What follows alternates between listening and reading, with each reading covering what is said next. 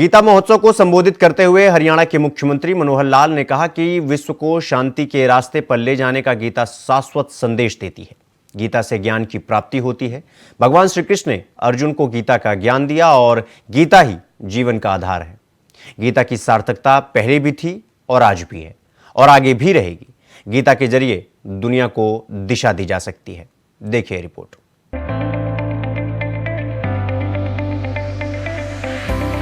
गीता का संदेश पूरे देश में पहुंचे, इसके लिए हरियाणा के मुख्यमंत्री मनोहर लाल जी जान से जुटे हुए हैं। इसी कड़ी में पिछले कई सालों से हरियाणा सरकार की तरफ से गीता महोत्सव का आयोजन किया जा रहा है। इस बार भी 7 दिसंबर से गीता महोत्सव का आगाज हुआ है, जिसकी विधिवत शुरुआत रविवार को उपराष्ट्रपति जगदीप धनखड़ ने की। इस दौरान कार्यक्रम को संबोधित करते हुए हरियाणा के मुख्यमंत्री मनोहर लाल ने कहा कि विश्व को शांति के रास्ते पर ले जाने का गीता शाश्वत संदेश देती है। गीता से ज्ञान की प्राप्ति होती है। भगवान श्री कृष्ण ने अर्जुन को गीता का ज्ञान दिया और गीता ही जीवन का आधार है। गीता की सार्थकता पहले भी थी और आज भी है और आगे भी रहेगी। गीता के जरिए दुनिया को दिशा दी जा सकती है। उन्होंने पीएम मोदी की भी खुले दिल से तारीफ की और कहा कि पीएम मोदी ने हमेशा दुनिया को शांति का संदेश दिया है। पीएम मोदी आज आचरण के मामले में भगवान श्री राम के रास्ते पर चल रहे हैं।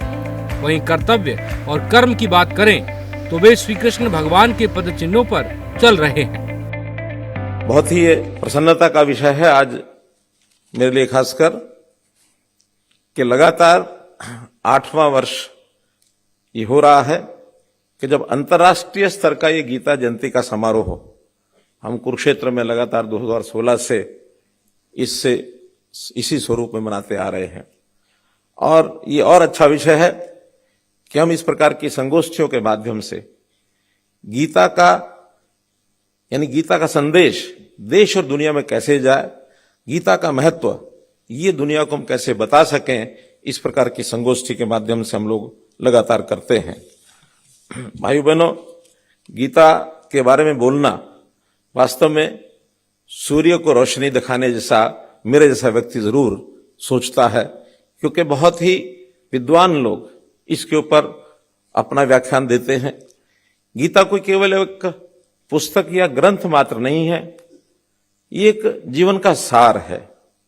और मैं ये कहता हूं कि ये सार्वभौमिक है, सार्वकालिक है।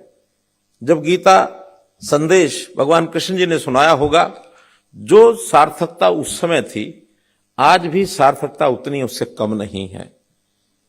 चाहे ये व्यक्ति विशेष के लिए हो, चाहे परिवार के लिए हो, चाहे किसी जिला, प्रदेश और देश के लिए हो अथवा दुनिया के लोगों के लिए हो, गीता का महत्व हर किसी के लिए उतना बराबर बना हुआ है।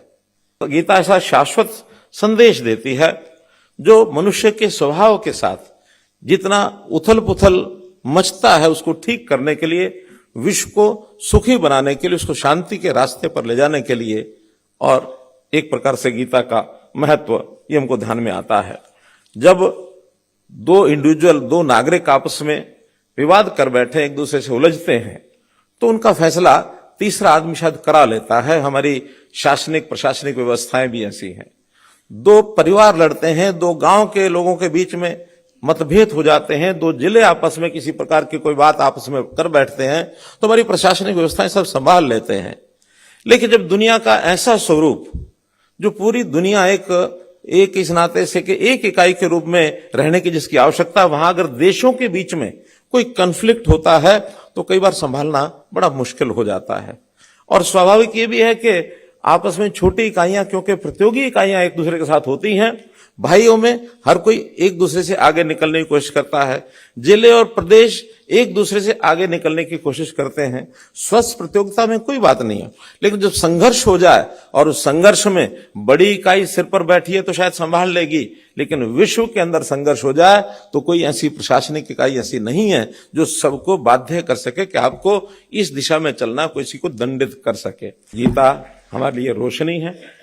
इस रोशनी के हिसाब से यदि हम खोजने निकलेंगे तो निश्चित रूप से हम अपने आप को भी रास्ता दिखा पाएंगे, अपना परिवार, समाज, देश, प्रदेश और दुनिया सबको हम रास्ता दिखा पाएंगे।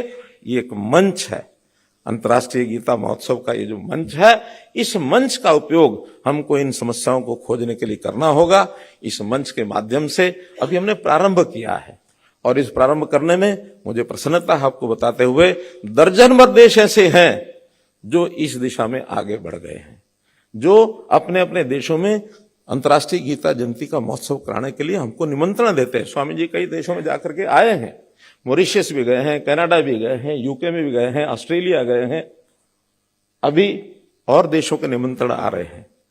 आज भी इस 5 दिन के 6 दिन के कार्यक्रम में कई देशों के लोग यहाँ आए हैं, जापान के कुछ लोग यहाँ बैठे हैं। वहीं सीएम मनोहर लाल ने प्रधानमंत्री नरेंद्र मोदी की सराहना करते हुए कहा कि पात्र हैं जिन्होंने रूस और यूक्रेन के युद्ध के समय संवाद का एक ऐसा दृष्टिकोण सामने रखा और रूस के राष्ट्रपति से बात की और कहा कि इसका समाधान लड़ाई लड़ने से नहीं निकलेगा, बल्कि विवादों का समाधान आपसी बातचीत और परस्पर संवाद करने से ही निकलेगा।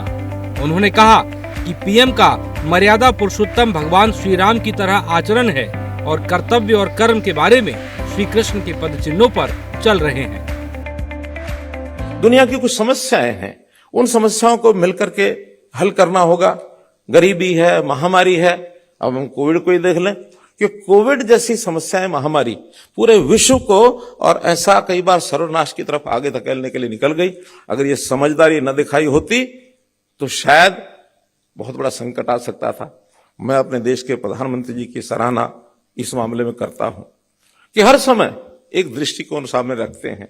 जब रूस और यूक्रेन का युद्ध हुआ, उसमें रूस के राष्ट्रपति को उन्होंने एक ही बात कही कि समाधान इस प्रकार से लड़ाई लड़ने से नहीं निकलेगा, विवादों का समाधान आपसी बातचीत, परस्पर और संवाद करने से निकलेगा।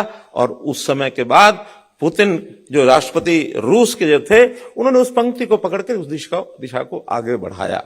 बहुत मामलों में चीजें हल होती हैं, समाधान होते हैं।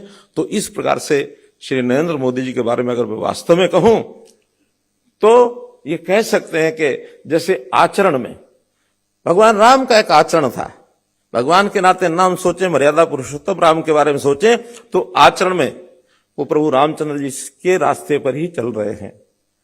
और मैं कर्तव्य और कर्म के बारे में कहूं तो श्री कृष्ण जी के पद चिन्हों पर आज हमारे श्री नरेंद्र मोदी जी चल रहे हैं। वहीं इस कार्यक्रम के बाद सीएम और उपराष्ट्रपति ब्रह्म सरोवर पहुंचे, जहां उपराष्ट्रपति और सीएम मनोहर लाल ने साधु संतों के साथ आरती भी की।